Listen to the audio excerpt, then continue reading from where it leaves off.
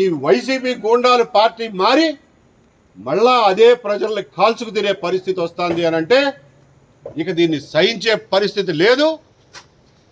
ప్రభుత్వం, దీనికి సంబంధించిన అధికారులు, సంబంధించిన ప్రజాప్రతినిధులు తగిన చర్యలు తీసుకుంటారా? తీసుకోండి. లేకపోతే ఈ వైసీపీ గూండాల మీద మహిళలే చాటలు, చెప్పులు, చీపుళ్ళు పట్టుకుని ఎగబడాల్సి వచ్చే పరిస్థితి వస్తుందని చెప్పి హెచ్చరిస్తున్నాం.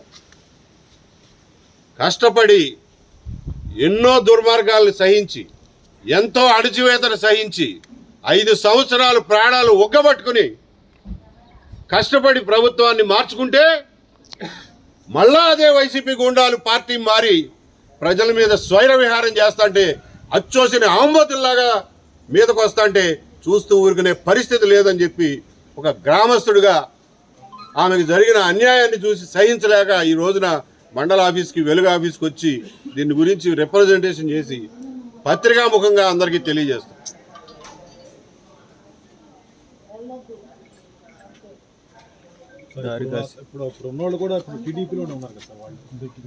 పార్టీ మారినంత మాత్రాన ఆంబోతులేమి ఆవులైపోవు. అదే పార్టీ మారి అంతకు ముందు సంపాదించినటువంటి వైసీపీ ప్రభుత్వంలో అక్రమంగా సంపాదించిన డబ్బుల మదంతో ఇదంతా చేస్తున్నారు. వాళ్ళకి పని పాట లేదు. తెల్లారితే బ్రోకరిజం, తెల్లారితే పైరవీలు, తెల్లారితే డబ్బు సంపాదన, అంతకు మించి ఏ పని లేదు వాళ్ళకి.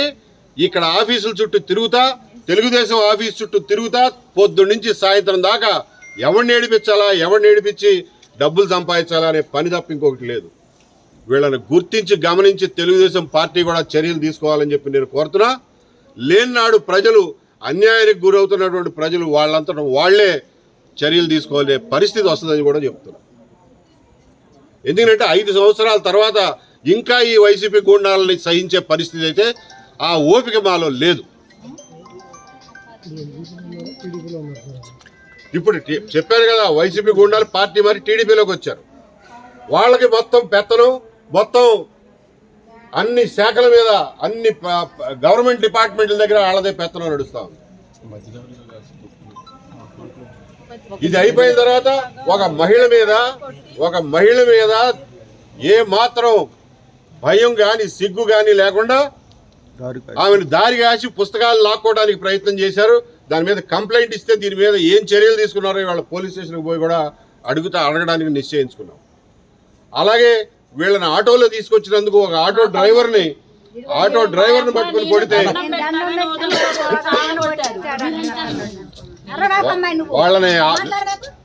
వాళ్ళని ఎలుగు ఆఫీస్కి తీసుకెళ్ళడానికి నువ్వేడోరా అని చెప్పి పట్టుకుని కొడితే ఎమ్మెల్సీ కేసు అయితే ఇవాళ వరకు కేసు పెట్టిన దిక్కులేదు, దాని మీద చర్యలు తీసుకున్న దిక్కులేదు.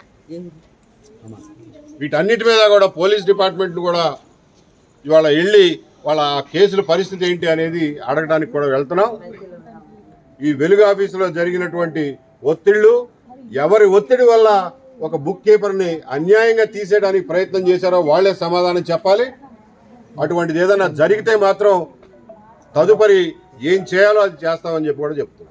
ఈ విధమైన పార్టీకి చెడ్డ పేరు చేస్తున్నారు కాబట్టి మంత్రి గారి దృష్టికి తీసుకెళ్తారా, లేదంటే అధిష్టానం దృష్టికి పేర్లు మీడియా ద్వారా చెప్తున్నాను, మంత్రి గారి దృష్టికి వెళ్తుందని ఆశిస్తున్నాను. పేర్లు ఏమని చెప్తారండి? వైసీపీ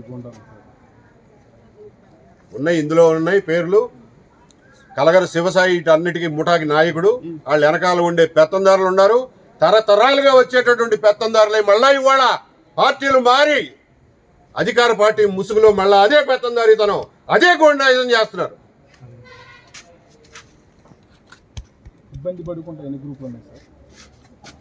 ఇబ్బంది అని చెప్పిన గ్రూపులు 9 గ్రూపుల వాళ్ళు కంప్లైంట్ చేశారు. అందులో 4 గ్రూపులు డిఫాల్టర్ గ్రూపులు, మిగిలిన 5గురిని కూడా బలవంతాన సంతకాలు పెట్టించారని చెప్పి వాళ్ళు చెప్తున్నారు.